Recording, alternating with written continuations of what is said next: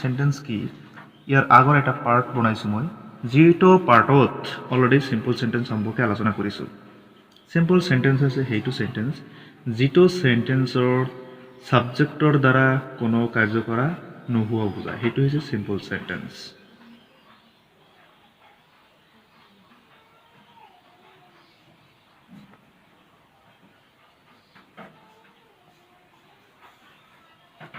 কোনো সাবজেক্টৰ দ্বাৰা কাৰ্য কৰা নোহোৱা বুজায় যেনেকুৱা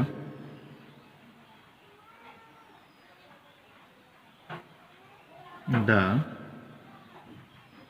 pen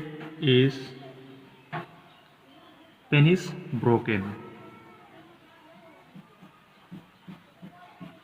কলমটো ভাঙা হৈছে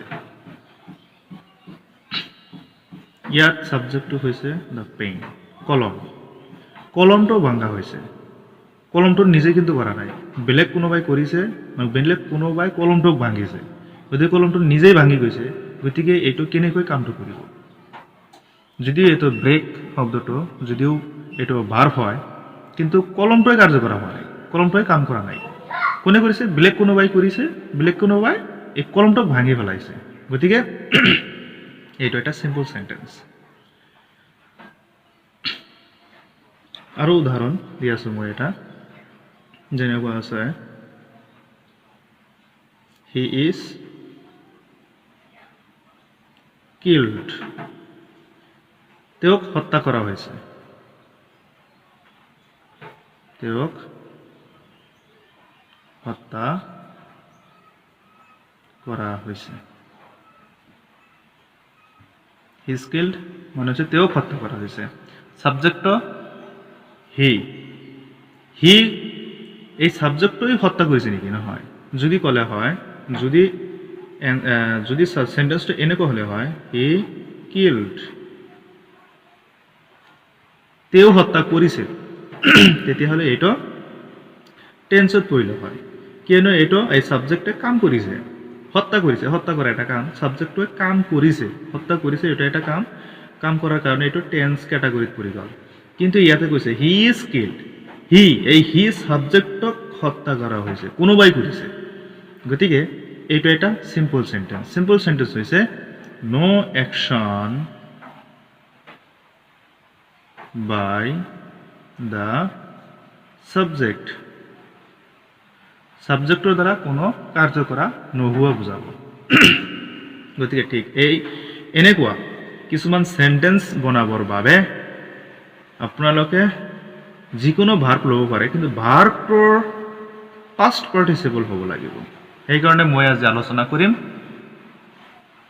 যে ভাৰ্বৰ পাষ্ট পাৰ্টিসিপল বিশেষকৈ যিবিলাক দৈনন্দিন জীৱনত আমি ইউজ কৰোঁ সেই ওয়াৰ্ড কেইটা আজি আমি আলোচনা কৰিম চাওক প্ৰথমে মই লিখি আছো অসমীয়া প্ৰথমে অসমীয়াত লিখিম তাৰ পিছত ইংৰাজী ভাষাত লিখিম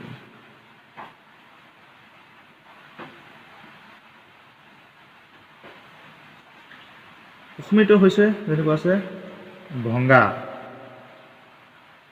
ভঙ্গা হৈছে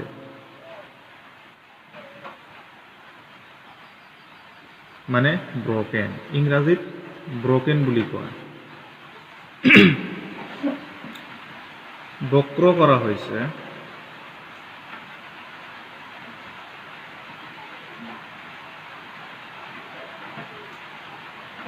ইয়াতে ব্যান্ড বুলি লিখিব লাগিব ব্যান্ড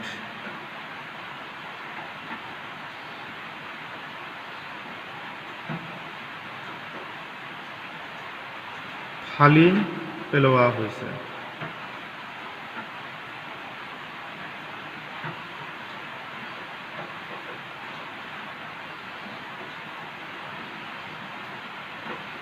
ফালি পেলোৱা হৈছে এইটো যে টৰ্ন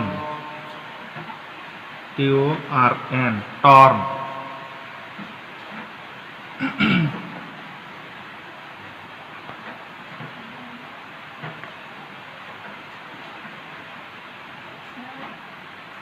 দিয়া হৈছে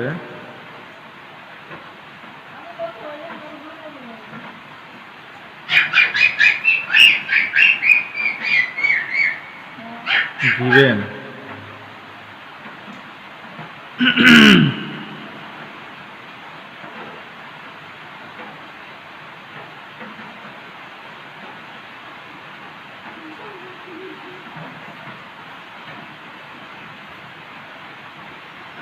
পোৱা গ'ল কোনো এটা বস্তু পোৱা গৈছে পোৱা গ'ল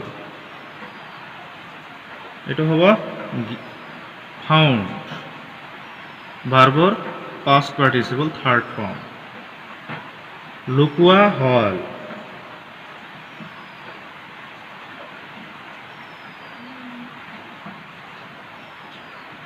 hidden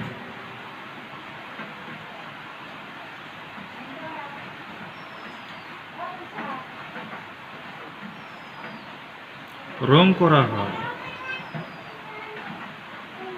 ৰং কৰা হৈছে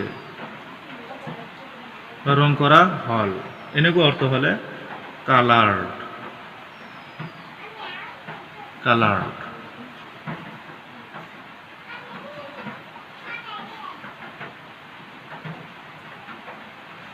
ক্লান্ত হৈছে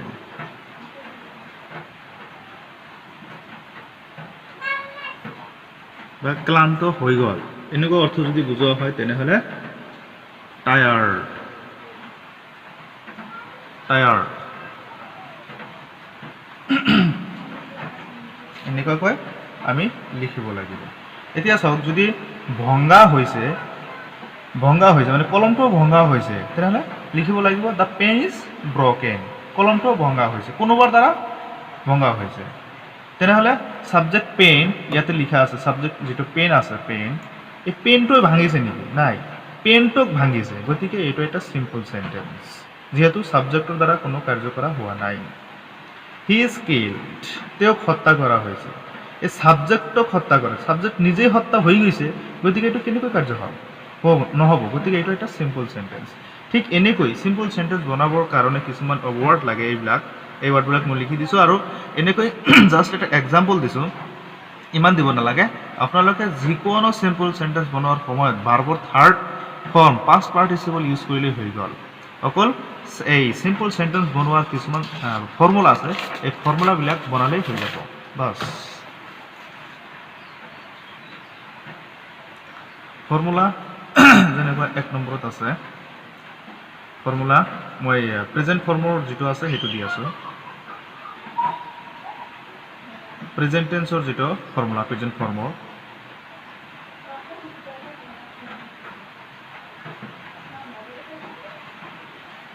formula subject plus am is are plus object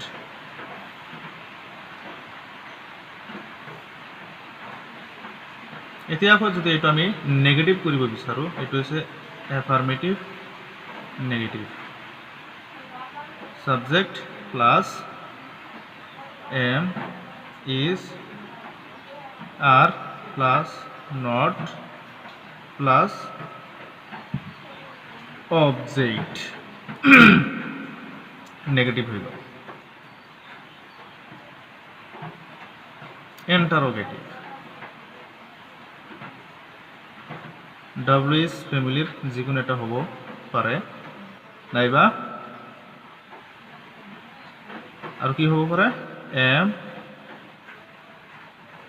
is are plus subject to আহিব তাৰ পিছত object এটা হ'ব কি question interrogative negative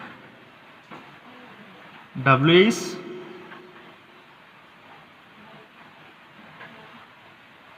plus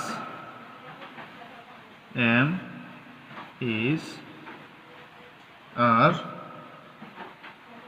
plus subject plus not plus object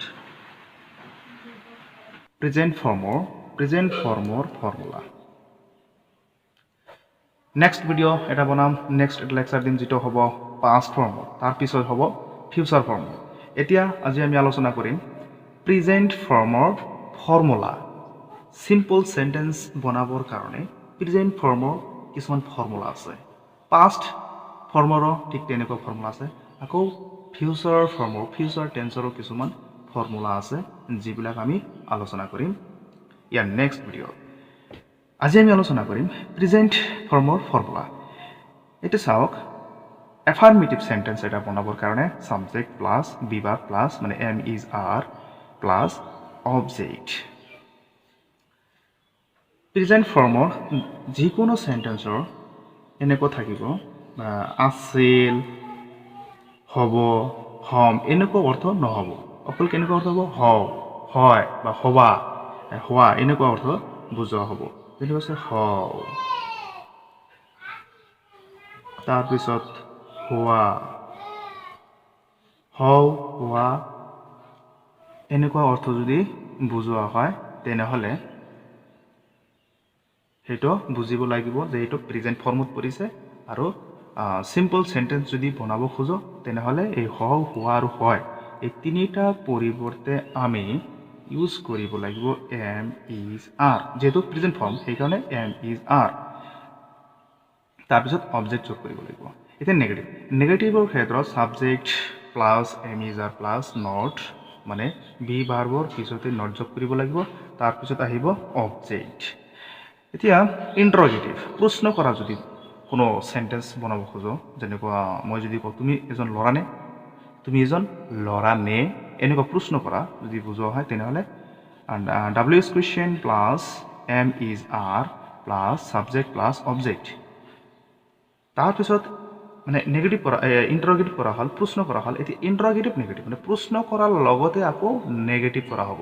যে তুমি এজন ল'ৰা নহয় নেকি, তুমি এজন ল'ৰা নহয়নে, এনেকুৱা যদি প্ৰশ্ন কৰা হোৱা যায়। তুমি এজন শিক্ষক নহয় নেকি, মই ভাবিছোঁ তুমি এজন শিক্ষক হয়, তেনেহ'লে এনেকুৱা অৰ্থ যদি ব্যৱহাৰ কৰা হয় তেনেহ'লে এই ডাব্লিউ এছ কুৱেশ্যন থাকিব পাৰে নাথাকিব পাৰে। এইটো কেনেকৈ থাকিব সেইটো মই নেক্সট এটা ভিডিঅ'ত মই লেকচাৰত মই এইটো আপোনালোকক জনাই দিম। কিন্তু তাৰ আগত এই ফৰ্মুলাবিলাক জানি লওক। W H family plus am is are plus subject plus not plus object. এতিয়া প্ৰশ্ন হ'ল ডাব্লিউ এইচ ফেমিলিটো আকৌ কি, ডাব্লিউ এইচ কুৱেশ্যন কি, এই সম্পৰ্কে আপোনালোকে কিবা এটা ভাবিব পাৰে। এই সম্পৰ্কে আজি আলোচনা কৰিম। চাওক ইমান সহজ। ডাব্লিউ এইচ ফেমিলি 9টা আছে, 9টা আপোনালোকে একদম মুখস্থ কৰিব লাগিব। আৰু এই 9টাৰ কেনেকুৱা ক'ত কি মিনিং বুজাব সেই সম্পৰ্কে আলোচনা কৰিম। হোৱাট মানে হৈছে কি অথবা যি, হাউ কিমান, যিমান, কেনেকৈ, কেনেকুৱা এই সকলোবিলাক অৰ্থ প্ৰকাশ কৰা হ'ব এই হাউ শব্দৰ দ্বাৰা। হু মানে হৈছে কোন অথবা যিজন, হুম কাক বা যিজনক, হোৱাই মানে কিয়, অকল এটাই অৰ্থ ব্যৱহাৰ কৰা হয়, হোৱাই মানে কিয়। হোৱেৰ মানে হৈছে ক'ত বা য'ত। হুচ অৰ্থ প্ৰকাশ কৰা হয় কাৰ অথবা যিজনৰ, হুইচ কাৰ অথবা যিজনৰ, দুয়োটা একেই অৰ্থ প্ৰকাশ কৰা হয়, কিন্তু এইটো হৈছে জীৱ আৰু এইটো হৈছে জ্বৰৰ ক্ষেত্ৰত ইউজ কৰা হয়। হোৱেন মানে হৈছে কেতিয়া অথবা যেতিয়া। উইথ হুম যদি কোৱা হয় কাৰ লগত তুমি থাকিবা, উইথ হুম তেতিয়া ইউজ কৰিব লাগিব। কোন টাইমত তুমি আহিবা, কোন সময়ত, এট হোৱাট টাইম।